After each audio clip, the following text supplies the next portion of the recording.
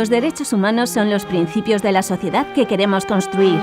Además de un horizonte al que dirigirnos, con un desarrollo progresivo, son obligaciones jurídicas para los países que voluntariamente los han decidido asumir. Tras la Segunda Guerra Mundial, en 1948, la Asamblea de Naciones Unidas proclamó la Declaración Universal de los Derechos Humanos. 30 artículos que se han desarrollado a través de una serie de pactos internacionales que establecen acuerdos vinculantes para los Estados. A lo largo de la historia, el arte y la cultura han actuado como motor de transformación de las ideas, que más tarde se han ido materializando en cambios positivos para la sociedad. Nos adentraremos en la pantalla de cine. Desfilaremos por pasarelas de moda. Viajaremos al mundo de la literatura.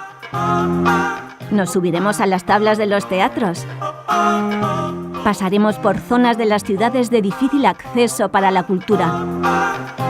Visitaremos museos que cobran vida para acercarse a los ciudadanos.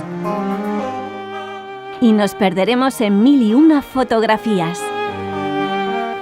Bienvenidos a Arte y Cultura por los Derechos Humanos, un proyecto para identificar y visibilizar a las personas e instituciones que aterrizan los derechos humanos en nuestras realidades cotidianas. ¿Qué es el patrimonio mundial? ¿A quién pertenece y quién es el encargado de preservarlo y difundirlo? ¿Cuál es el papel de las comunidades que están en contacto con él? ¿Qué relación tiene con la promoción de valores universales como los derechos humanos?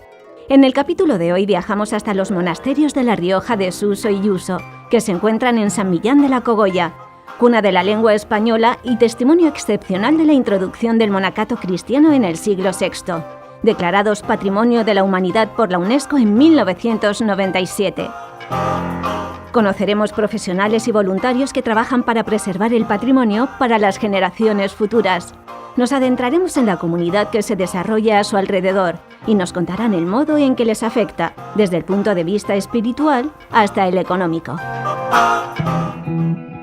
La UNESCO reconoce con el título de Patrimonio Mundial a lugares con un valor universal excepcional para la humanidad y que deben ser protegidos, conservados y transmitidos a generaciones futuras. Están reconocidos los bienes culturales y los bienes naturales. En su acta fundacional, la UNESCO considera el patrimonio cultural como una fuente fundamental de conocimiento y su conservación y difusión como instrumentos para propagar una cultura de paz. Cada vez se hace más hincapié en la necesidad de reforzar la participación de las comunidades y desarrollar procesos de empoderamiento ciudadano en la protección del patrimonio mundial. El patrimonio mundial es aquel que está reconocido en la Convención de Patrimonio Mundial de la UNESCO de 1972 y se define como aquel patrimonio de valor universal excepcional, es decir, aquel tipo de patrimonio que trasciende las fronteras de un país y pasa a ser de importancia para el conjunto de la humanidad. Los sitios de patrimonio mundial son como grandes árboles con con miles de ramificaciones que necesitan ser reconocidos para ser protegidos y cuidados. Patrimonio mundial es aquello que supera el cerco de lo inmediato, de lo singular, de lo individual.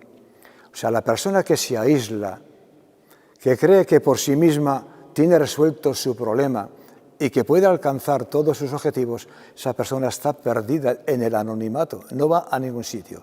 El patrimonio te dice, abre tus ventanas, conéctate, deja que lleguen hacia ti todos esos valores que hay repartidos por todo el mundo y entonces te entenderás mejor a ti mismo y podrás, lógicamente, disfrutar de esa bandeja inmensa de valores que están repartidos por todas partes. Para mí, patrimonio mundial es una combinación de elementos intangible y tangible.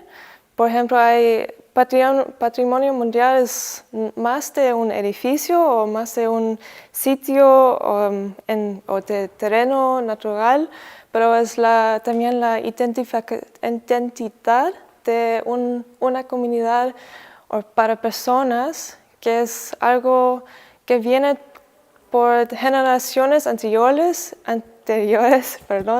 y para educación las generaciones futuras. La Declaración de Budapest fue realizada en el año 2002 y ahí se adoptó una estrategia que tenía que guiar la aplicación de la Convención. En ese momento se aprobaron solo 4 de estas Cs, una de ellas es la credibilidad. También se hablaba de la capacitación para que los gestores y las comunidades también que viven en estos lugares tengan la formación suficiente para transmitirlo, para explicarlo y para entenderlo. Después tenemos también la conservación, puramente desde un carácter más físico del sitio, lo relacionado con la restauración, pero también con evitar construcciones o desarrollos modernos que puedan afectar a ese bien y que va en línea con el desarrollo sostenible. La cuarta C es comunicación. Como decíamos antes, es importante que ese patrimonio esté ahí y exista, pero si no se comunica y la comunidad y la gente que lo visita y los turistas no entienden ese patrimonio, va a ser difícil que se conserve. Por lo tanto, comunicarlo de manera adecuada, comunicar esos valores es fundamental. Y por último, la quinta C, esa ya se añadió posteriormente, ya en 2007, a propuesta de Nueva Zelanda, y fue la palabra comunidad. El patrimonio mundial incluye tanto el patrimonio material como el inmaterial, que engloba saberes tradicionales y conocimientos adaptados al medio. Desde una perspectiva de valores, el patrimonio mundial nos recuerda el potencial cultural del ser humano, rememora el trabajo colectivo necesario para lograr un valor excepcional y nos conecta con la necesidad de promover una sociedad pacífica y sostenible. El reconocimiento como patrimonio mundial, además de un honor, conlleva una gran responsabilidad: proteger, conservar y garantizar la transmisión de este patrimonio a generaciones futuras. Los monasterios de Yuso y Suso fueron incluidos en la lista de patrimonio mundial en razón de este valor universal excepcional que hemos mencionado, ese valor que trasciende lo local y lo nacional. Y la importancia de Yuso y Suso radica primero en la arquitectura de los propios monasterios, pero también en la importancia de cuna de la lengua española. Hoy en día el español, uno de los idiomas más hablados del mundo, extendidos por gran parte del planeta, tuvo su cuna y tuvo sus primeras palabras en estos monasterios. Hay que recordar que estos lugares fueron declarados Patrimonio de la Humanidad por 2 razones fundamentales. Una, porque son un testimonio excepcional de la introducción del monacato cristiano en el siglo VI y de su pervivencia hasta la actualidad. Y por otro lado, porque aquí utilizamos una metáfora, ¿no? Nació la lengua española. Aquí se atestiguan los primeros textos escritos en español. Entonces, el otro gran objetivo de la Fundación San Millán es precisamente la lengua española, y a ello nos dedicamos a través de este Centro Internacional de Investigación de la Lengua Española, a su estudio, a su investigación, a su difusión y también a su protección. Pero es aquí en San Millán, concretamente en el monasterio de Suso, donde se escriben los primeros textos en lengua castellana y en euskera, conocidos hasta el momento. Son los primeros textos escritos con un sentido, es decir, no son palabras sueltas, es una oración, una plegaria. Las glosas, yo muchas veces lo explico para que todo el mundo me entienda, porque es muy sencillito. Hay gente que dice, pero es que es una glosa. Pues todas aquellas personas que hemos estudiado en otros idiomas o nos ha tocado lo típico, leer un libro en otro idioma, lo que hacemos es, cuando no conocemos una palabra, hacemos una anotación o bien debajo o bien en un costado, en el margen de la página, y lo que hacemos es traducir ese texto. Eso es la glosa. Un monje anónimo hace una traducción de un texto culto en latín en un lateral de esa oración. Hay un hecho fundamental, y es que sobre todo el monasterio de Suso fue un centro importante de la creación, copia y distribución de manuscritos durante una parte de la Edad Media. De creación, copia y desarrollo de manuscritos, en gran medida muchos beatos, que son manuscritos de muchas ilustraciones y mucho lujo, nacieron aquí en San Millán. Claro que nosotros estamos en condiciones de asumir esa responsabilidad y de contribuir al mantenimiento de lo que es patrimonio de la humanidad, a la mejora y sobre todo diría a ofertar. Nos interesa muchísimo y nos alegra que puedan visitarnos, venir aquí, preguntarnos, interesarse, para hacer una visita que puede ser más o menos pues, pasajera o que puede ser no tan circunstancial, sino que entran en contacto con nosotros como comunidad y ya establecemos pues, una conversación un poco más amplia, más profunda, más personal y que tal vez eso puede descubrir pues, una dimensión, un aspecto, una faceta. Lo cultural, en este caso, es una de las líneas interactivas con la que las personas que buscan algo demuestran que se interesan por sí mismas. Por lo menos bajo mi punto de vista, pues todo lo que sea la proyección hacia el exterior, que el turista que viene a visitar los monasterios o a visitar el valle, pues bueno, que es un turista también muy respetuoso y que bueno, pues que esté San Millán en cualquier parte del mundo, pues es algo que también pues que nos gusta y nos llena de orgullo, ¿no? Por decirlo de alguna manera, ¿no? En el Objetivo de Desarrollo Sostenible número 11 se establece específicamente la meta de redoblar los esfuerzos para proteger y salvaguardar el patrimonio cultural y natural del mundo. Es deber de los Estados, con participación de la comunidad, proteger el patrimonio ante el desarrollo ambiental y social. Desde el sector cultural reivindica una visión transversal de la cultura en la Agenda 2030, para que el patrimonio cultural sirva de herramienta en el desarrollo sostenible de todas las comunidades del mundo. El patrimonio mundial es una gran ventana al mundo de una selección de sitios que representan una gran cantidad de culturas o de hábitats diferentes. De esta manera lo que se quiere propiciar es el diálogo y la interrelación y el conocimiento entre las diferentes culturas. Inscribir un sitio en el patrimonio mundial significa que ese bien va a ser más conocido y va a acercar esa cultura al conjunto de la comunidad internacional. Yo creo que el patrimonio mundial es un elemento ejemplar, por lo tanto llega al grande público y esa, digamos, facilidad intrínseca que tiene de comunicación de valores, de comunicación al final también de recursos, de riqueza que tiene, es quizá una vía oficial que ayuda a hacer posible que toda una serie de valores que pueden ser de autenticidad, de historicidad, lleguen a un público amplio.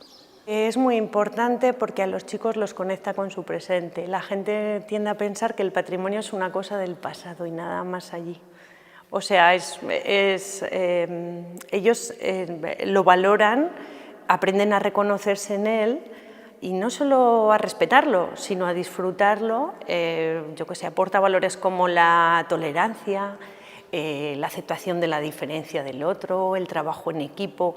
Yo creo, estoy dándole vueltas a eso, pero creo que incluso el patrimonio puede ser una estrategia pedagógica.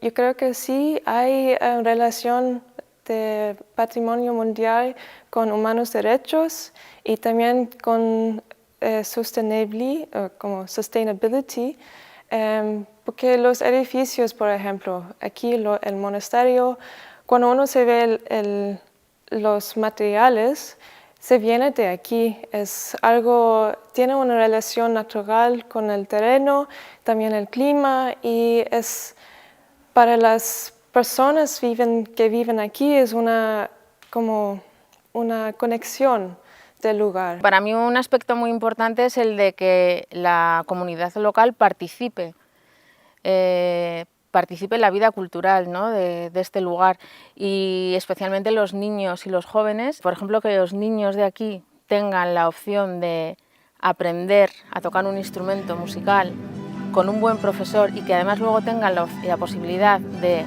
dar un concierto en el espacio del monasterio, que es un espacio espectacular, y además con otros jóvenes que están estudiando en el Conservatorio de Logroño, y que además es que suena bien, o sea, es que yo he ido y es muy emocionante, ¿no? Ver cómo esos jóvenes de repente pueden participar y además es que luego la comunidad, las personas del pueblo vienen a estos conciertos y se emocionan, les gusta mucho ver a la gente joven haciendo cultura y haciendo arte. El patrimonio mundial está continuamente expuesto por las transformaciones sociales y económicas. A su vez, la sociedad es la principal damnificada de la pérdida irreparable que supone su destrucción. La educación patrimonial trata de poner el patrimonio en valor e involucrar a las comunidades locales en su conservación. Se centra en garantizar que toda persona pueda participar en la vida cultural y en el respeto por la diversidad de las expresiones culturales. Diferentes proyectos e iniciativas públicas y privadas muestran cada día la importancia que tiene una educación en materia patrimonial. Yo creo que el patrimonio es un derecho y yo también digo es un deber, ¿no? Porque la Declaración de los Derechos Humanos también recoge el deber de los ciudadanos, ¿no? hacia la cultura y hacia la educación, y yo creo que la relación es muy estrecha. Yo llegué aquí en el año 2007 porque yo entonces trabajaba en Madrid, en la Fundación Caja Madrid, y me pidieron que creara un programa de educación para explicar a los escolares de La Rioja todo el proceso que se estaba realizando de restauración de la iglesia del monasterio de Yuso. Y creamos un programa de talleres en el que explicamos cómo se restauraban los retablos, cómo se hacía una excavación arqueológica, todo el trabajo de cantería, bueno, todo un proceso que duró 5 años, y nosotros vimos todo ese proceso de transformación de la iglesia, que estaba realmente en un estado lamentable. Vimos todo ese proceso de transformación de la iglesia y pudimos compartirlo, o sea, trabajar con todos aquellos restauradores, con un montón de profesionales del mundo del patrimonio, y además compartirlo con los niños y con los profesores. Entonces fue un aprendizaje brutal porque yo estuve, o sea, estaba yo ahí en medio, ¿no? De profesores, niños, profesionales, los monjes, que al principio no creían mucho en esto de hacer actividades tan dinámicas, y ahí es cuando empezó. Yo trabajaba en museos y ahí es cuando dio un cambio en mi vida, y empecé a trabajar en lo que son el patrimonio, concretamente el patrimonio mundial. El programa yo creo que es muy ambicioso. La verdad que European Heritage Volunteers lleva muchos años trabajando en estas acciones de veranos con jóvenes profesionales, y nuestro objetivo en 15 días es recopilar toda la información que podamos, con la ayuda de participantes que provienen realmente de varios lugares del planeta, para realmente conocer y detallar aspectos métrico-constructivos, pero también de degradación, partes en riesgos, posibles amenazas que puedan de alguna manera contribuir en conocer mejor. Al final un muro, pero un muro que sabemos es parte también de la identidad, este recinto, este anillo que cierra y protege, ¿no?, históricamente el monasterio. World Heritage itself has 3 pillars. The first pillar is conservation, the second one is education, and the third one is economic development and tourism. Nowadays, it's often the case that conservation, at least in Europe, is done more or less in a good way. The economic impact is visible, but education is more and more forgotten. But just education has a longer lasting, mostly a longer lasting effect than simply economical aspects. And when investing by the engagement of young people in their education, it means in the same time to create a sustainable momentum for engagement for further generations. Una parte muy importante del patrimonio mundial es la difuminación de la información. Más allá de la protección de los sitios y de las tradiciones, si no se hace un trabajo activo de protección, documentación y de compartir este conocimiento, poco a poco se va erosionando con el tiempo. The main aim of the European Heritage Training course is to document the state of the walls surrounding the monastery Yuso in San Millán. The wall has a length of several kilometers and is in a very different state. And the participants will be documenting the historical structure of the wall as well as the state of conservation and to make proposals for needed interventions. Es importante reconocer que para las personas que no conocen la historia del monasterio, el muro puede pasar desapercibido cuando visitan el monasterio, porque el monasterio es muy impresionante, pero la historia del muro es parte del complejo y forman un todo. Entonces es un elemento tan importante como el resto y hace falta darle su lugar dentro del conjunto del monasterio.